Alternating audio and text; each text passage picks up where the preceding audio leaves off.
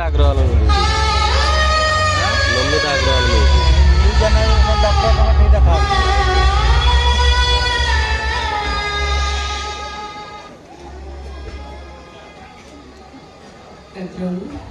प्रीतम बाबू नहांती कि कहीं तक कंठस्वर शुणा पाऊनी नहीं प्रीतम बाबू नहांती कंपनी को गोटे कॉल आसला से कंपनी जाइछन आ टिके पर आसी पहुंची ताको बिना उपस्थित मो बैंडेज खोला हो सब प्रथमे मु तांको देखिबी एमिति भावना मो मन भितर आसीदिला से कंटी आसला कोन तो ब्याकल होबनी नो नो वेट करी होबनी काहे ना बैंडेज खोलवा टाइम हे गला लेट क्लब प्रॉब्लम हे पारे तमे तमे प्रथमे अन्य मान देखो प्रीतम बाबू आसीले ताको पई तमे एक प्रकार सरप्राइज हो चिनिते अपन को इच्छा ठीक अछि तमे एक बसो मु वर्तमान बैंडेज खोल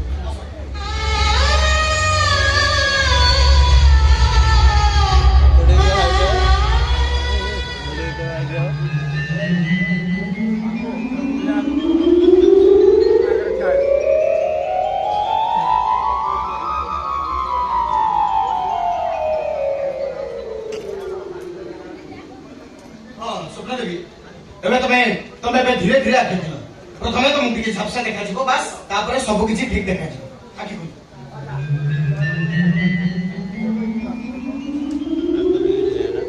एबे को तमे सब किछि देखि परछु कि नहीं हां डॉक्टर वो सब किछि परिष्कार देखि पारुछि आपण मो बाकी छिला जंदी सेठी बापा हां बहुत सपना ईश्वर तब करुणार तुलना नहीं तब किसी भी कर देख पार देख सुंदरी मु कहूली आज मो राशि जहाँ जहाँ लेखा था सब केमी अक्षर अक्षर शब्द होची किंतु मौसा आज अपन राशिफल कहूला बेले आउ गोटे कथा कहूथि अचानक आउ आश्चर्यजनक घटना घटिबो हाँ कहूली मो बहुत दृश्य शक्ति फेरी पाइबा तो मो पई आश्चर्यजनक घटना आ पुणी कौन हाँ एटा अपन पई आश्चर्य घटना हे पारे मात्र मात्र अचानक नुहि ना ताहले आहुरी कोन किछि देखिबा को मोर बाकी अछि निश्चय अच्छा स्वप्न देवी जो व्यक्ति तुमको आखिदान करछन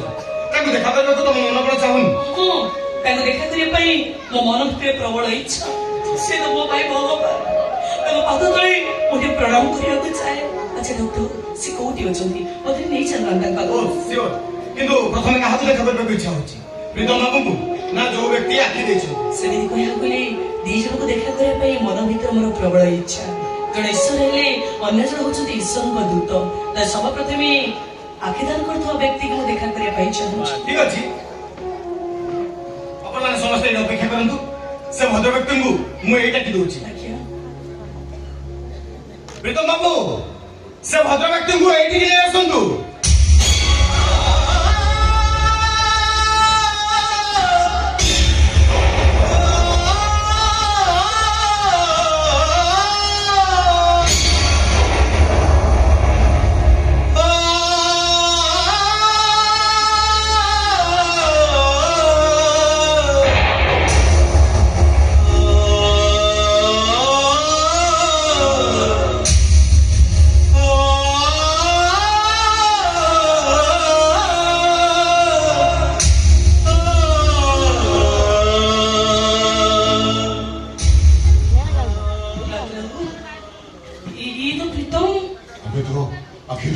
व्यक्ति को देखा इच्छा कर डॉक्टर प्रीतम बाबू एमती कला चश्मा पिंधि बाड़ी धरी अंडाली अंडाली आसुचंती कोन पाए डॉक्टर वो बाबू को पचारछ इसना को चुपचाप बैठी हो तुम कोन तो डॉक्टर किए मते आखिराल करसी तुमको आखि दैछंती एई प्रीतम बाबू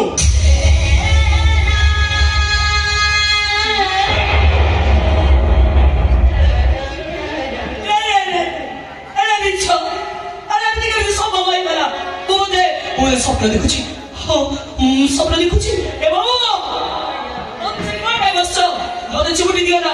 मो स्वप्न भांगी किसी भी स्वप्न नहीं देखुच सब सत वास्तव कौन देले तमे मोर छा देखुची सब सत वास्तव मो सत प्रीतम जे जे तुमको आखिदान कर काहे तमे एमती कर कौन पाई तमे एमती कर अरे वो अधूरी इतनी बार कौन सुविधा है था काय खिरी जुने तो बहुत दोस्त है कौन पाई जुने तो बॉल पके ये बोलो କେବଳ ତମ ହୃଦୟରେ ଜଣେ ଭଲ ମଣିଷର ସ୍ଥାନ ପାଇବା ପାଇଁ ତମ ମନ ଭିତରେ ଥିବା ଭୁଲ ଧାରଣାକୁ ବଦଳେଇ ଦେବା ପାଇଁ ତମ ମନ ଭିତରେ ମୋ ପ୍ରତି ଥିବା ଅବିଶ୍ୱାସର ବିଷୟକୁ ଅମୃତରେ ପରିଣତ କରିଦେବା ପାଇଁ କାହିଁକି ନା ତମ ଅଭିଯୋଗ ମୋ ଚରିତ୍ର ପାଇଁ ଏମିତି ଗୋଟେ କଳା ଦାଗ ସୃଷ୍ଟି କରିଥିଲା ଯୋଉ ଦାଗକୁ ଲିଭେଇବା ପାଇଁ ମୋ ପାଖରେ କିଛି ବି ଉପକରଣ ନଥିଲା। ତମ ସତ୍ୟକୁ ମୁଁ ସିନା ମଥାପାତି ମାନିନେଲି ମାତ୍ର 10 ବର୍ଷ ଡ୍ରାଇଭର ଦଣ୍ଡ ଭୋଗିବା ପାଇଁ ମତେ ଯେ କେତେ କଷ୍ଟ ଯନ୍ତ୍ରଣା ସହିବାକୁ ପଡିବ ଏ କିଛି ମାସ ଭିତରେ ମୁଁ ବେଶ ଅନୁଭବ କରିସାରିଛି। ମୋ ବାବାଙ୍କର ମାନ ସମ୍ମାନ ଉପରେ ପ୍ରଶ୍ନବାଚୀ ସୃଷ୍ଟି ହେଇସାରିଥିଲା। ମୋ ବଂଶ ଖାନଦାନରେ କଳଙ୍କ ଲାଗି ସାରିଥିଲା। କଣ ଆଉ କରିଥାନ୍ତି ତମେ କୁହ? ତମେ ଯାହା ଆଜି କରିଦେଲ ଏ ସ୍ୱପ୍ନକୁ ସ୍ୱପ୍ନ ତା ଚିନ୍ତା କରିପାରିବ। ତମର ସନ୍ଥ ଅବିଶ୍ୱାସ ଥାଇ ତମ ଭାଷି ଖୁଣ୍ଟା ପଦ ଟାଣି ସାରିବା ପରେ ତମର ତ୍ୟାଗର ଭଲ ପାଇବାକୁ ସେ ଗୋଟେ ସପନରେ ଭାବି ପାରିବ ପାରିବନି ସେ ଯୋଉଟା ସପନରେ ଅସମ୍ଭବ ବାସ୍ତବରେ ମୁଁ ଗ୍ରହଣ କରିଲି କେମିତି ଏ ଆଖି ଦରକାର ନାହିଁ ଏ ଆଖିରେ ତାଙ୍କ ଆଖିରେ ଲଗେଇ ଦିଅନ୍ତୁ ମୁଁ ଥାନାର ଅଭିଯୋଗ ବର୍ଷ ଫେରି ଆଣିବି ବୋଲି ଦୟା କରନ୍ତୁ ଡକ୍ଟର।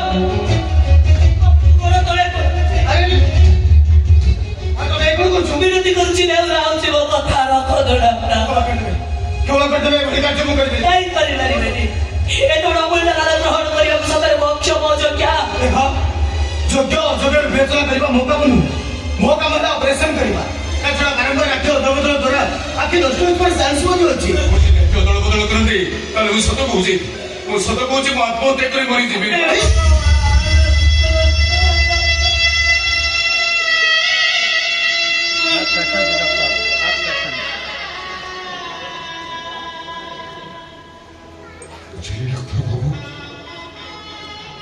ଫଳକୁ ନେଇ ଜୀବନର ପ୍ରତି ମୁହୂର୍ତ୍ତରେ ଉଲ୍ଲସିତ ହେଉଥିବା ମଣିଷଟା ଆଜି ଠିକ ବୁଝିପାରିଲା ଅଚାନକ ଆଶ୍ଚର୍ଯ୍ୟଜନକ ଘଟଣା କଣ? ଏ ତ ଖାଲି ଆଶ୍ଚର୍ଯ୍ୟଜନକ ଘଟଣା ନୁହେଁ, ଭୟଙ୍କର ସ୍ତମ୍ଭୀଭୂତ ଘଟଣା। ସମୁଦ୍ର ମନ୍ଥନରେ ଯେମିତି ଅମୃତ ପରେ ଶେଷ ଫଳ ମିଳିଥିଲା ବିଷ, ଠିକ ସେମିତି ଏ ମହାସୁଖକୁ ହଜମ କରି ନ ପାରିବାର ଅସହାୟତାରେ ଆମେ ସମସ୍ତେ ଦୁଃଖର ମହାসমୁଦ୍ର ଭିତରେ ପକା